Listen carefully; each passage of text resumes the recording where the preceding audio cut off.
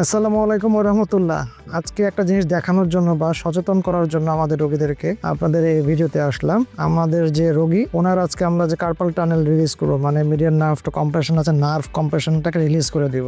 যারা জানেন যে রাতেবেলা ঝিঝি করে, হাতে কিছু ধরতে পারেন না, হাতে জিনিসপত্র পড়ে যায়, রাতে ঘুমাতে পারেন না, প্রচন্ড হাত ঝাড়তে হয় এবং অনেক সময় পেঁয়াজ মরিচ বা সূক্ষ্ম কাজ করতে পারেন না, এদের হয়। বিশেষ করে আবার রোগীরা বলে যে আমার 3টা আঙ্গুল ঝিঝি করে বা অবশ করে লাগে। তো আমাদের যে রোগীরা দীর্ঘদিন ধরে ছিলেন, উনি অবহেলা করছিলেন বা জানতে পারছিলেন না অথবা বুঝতে পারছিলেন না যে আসলে ওনার কি রোগ হয়েছে। তো আমাদের কাছে আসার পর আমরা রোগটা ধরে দিই এবং আমরা সেটা আজকে রিলিজ করে দিব, বা ওই নার্ভটা যেটা চাপা পড়ে গেছে তাকে ছেড়ে দিব বা খুলে দিব। কিন্তু আজকে আসলে আমাদের আসার উদ্দেশ্য অন্যটা।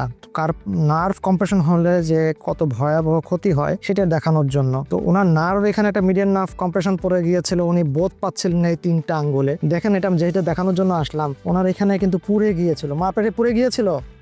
কিভাবে পুড়েছে আপনি বলতে পারেন না, তাই না? না, জানি না কখন। এই দেখেন, আবার এই আঙ্গুলও পোড়া দেখতে পাচ্ছি, তাই না? এটা পুড়ে না, এটা দাগ দাগ পড়ে, মানে এটা ওখানে মানে উনি যেটা দেখা যাচ্ছে, দেখেন এখানেও পুড়ে গেছে, এখানেও একটা ক্ষত দাগ দেখাচ্ছে। উনি বলছেন দাগ, আসলে এটাও পোড়ার দাগ, এটাও পোড়ার দাগ, এটাও পোড়ার দাগ এবং ঘা হয়ে গেছে। উনি একটা বলতেও পারেন না যে কখন ওনার এটা লেগেছে এবং ব্যথা হয়েছে বা ঘা হয়ে গেছে। এবং শুধু ঘা না, মাংস অনেকটা একটা জায়গা উঠে গেছে, পছন্দ ধরেছিল, উঠে গেছে। তো নার্ভ কম্প্রেশনের কারণে দেখেন এখানে একটা নার্ভের ছোট একটা নার্ভ চাপা পড়ে গেছে অবহেলা করার কারণে। ওনার হাতটার দিয়ে আরো বড় পচে যেত, একটু কিন্তু টেরি পেতেন না। ঠিক এমন ভাবে আমরা দেখতে পারি যারা ডায়াবেটিক রোগীদের পায়ের নিচে কোনো কারণ আঘাত লেগে অনেক বড় ঘা হয়ে যায়। ডায়াবেটিস রোগীরা বুঝতেই পারে না, কারণ তাদের নার্ভটাতে নিউরোপ্যাথি ডেভেলপ করে, মানে নার্ভের বোথ সেন্স কমে যায়। এর ফলে যেটা হয়, নার্ভের পায়ের নিচের দিকে ওনারা বুঝতে পারেন না, অনেক দিন পর আমাদের কাছে বড় বড় ঘা নিয়ে আসে, বড় বড় ক্ষত নিয়ে আসে, তখন আর বেসিক্যালি কিছু করার থাকে না। আমাদের এই রোগীটাও সেম কাহিনী। আসলে বেসিক্যালি ওনার হাত দেখে উনি টের পেয়েছেন, যেহেতু হাতে সবসময় কাজ করতে হয়, পায়ে কাজ করা